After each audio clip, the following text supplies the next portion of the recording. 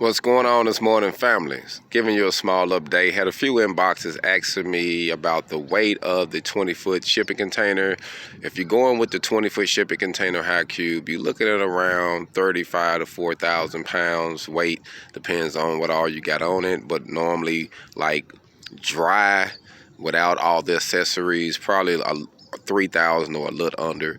Once you get to adding, you can still keep it under 5,000 pounds, and it can actually be towed with a 1,500 truck if you have a trailer, or you can most definitely tow it with a 25 and a 3,500 series truck. So if you have a business you're trying to build, an office, a cafe, a storefront, some type of bar, some type of lounge, you could actually get it built and have it towed easily to your locations, and it's not really heavy.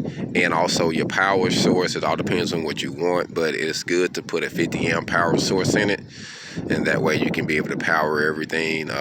Also using a generator, I have seen some use 30 amps all the way through and some use 50 amps, so it all depends on what you want. You can use 30 amps all day.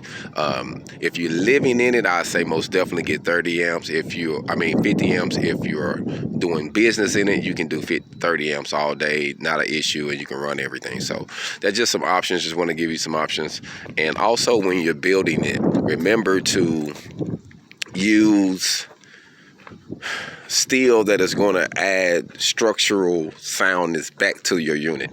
So if you're cutting out different pieces, remember that you're making your unit weaker. So you need to add a heavier structural metal in to gain that support back. And there's a few ways you can do it. You also, like what I use a 3/16. So I use 3/16 metal when I do my cutouts. Now you can also use 14 gauge.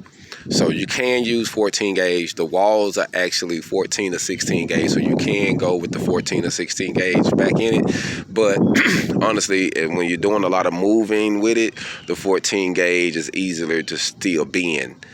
But the 3/16 is a lot stronger. Over time, it's going to last a lot longer. So that's why I would say get the 3/16. And like I say, it's all up on you as far as how you want to build your independence. This is actually just an imagination of mine, just an idea that I came up with. And when it comes to your independence and what you're trying to build, it's really literally nothing you can do. So it's all on you, how you want it, how you want it to look, how you want your store to, your colors. If you want to put some wood in the front, I still got a couple more ideas where I'm going to be having my sign in the front made out of wood. That's going to be pretty neat. I figured out what I'm going to do. It's going to be over here.